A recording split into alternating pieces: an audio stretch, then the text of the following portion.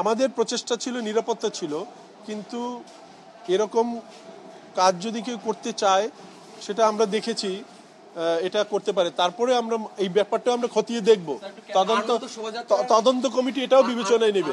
শোভাযাত্রা যথাসময়ে হবে কিনা আপনারা মিটিংয়ে? ইনশাল্লাহ আমরা আশাবাদী। এটা শিল্পীরা বলবেন, কারণ এই মোটিভ তৈরির সাথে শিল্পীরা সম্পৃক্ত থাকেন। আমাদের হাতে মাত্র 40 ঘন্টা সময় আছে, এর মধ্যে এই মোটিভ করা যাবে কিনা এভাবে শিল্পীরা তাদের মতামত দিবেন, কিন্তু আমরা ইনশাল্লাহ আনন্দ শোভাযাত্রা হবে। ধন্যবাদ। যেটা বলতে চাই, সাদা দলের পক্ষ থেকে যে প্রতিকৃতি জ্বালিয়ে দেওয়া হয়েছে এবং এটার ছবি আমাদের অনেকের কাছেই আছে।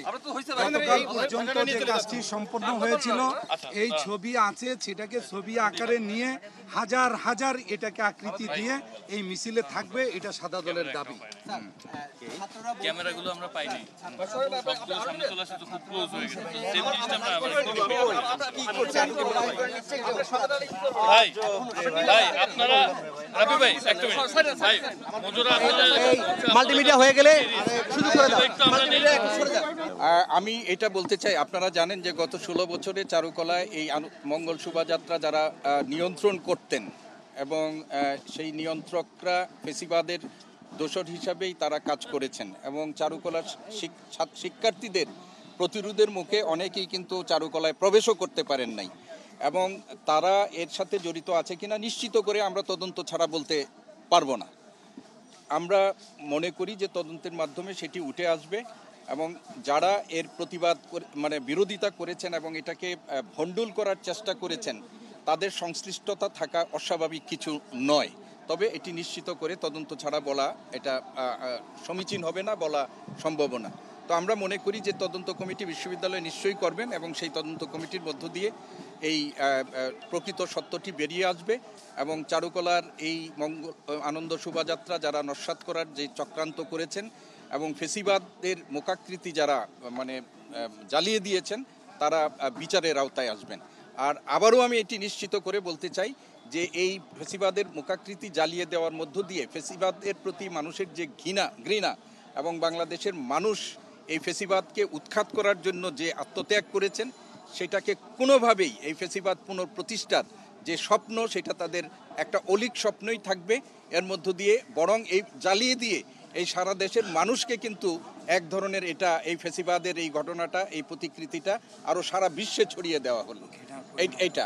এবং আমরা এটাও বলতে পারি যে ফেসিবাদের কোনো দোসর যদি এই কাজটি করে থাকেন তাহলে আমরা বলবো যে তাদের মায়ের মুখে মানে মুখাগ্নি করে এটাকে নিপাত করে দিয়েছেন তারা, এর ধ্বংস সাধন। শিল্প শিক্ষার শিক্ষার্থী হিসাবে, শিক্ষক হিসাবে এবং শিল্পী হিসাবে আমি যেটা মনে করি যে এই ধরনের স্ট্রাকচার মিনিমাম আমরা কিন্তু 20 দিন আগে শুরু করেছি, যেটা 20 দিনে সম্পন্ন করা সম্ভব নয় বা হচ্ছে মানে সেটা একদিনে বা 2 দিন বা 24 ঘন্টায় সম্ভব না। আপনারা সবাই জানেন যে একটা বাঁশ আমাদের কিনে আনতে হয়, মানে যদি বাঁশ কিনি, লোহা কিনি, কাঠ কিনি, তাহলে দেখবেন যে আপনারা সব বাজার থেকে যদি আনতেই হয় তারপরে একদিন লেগে যায়।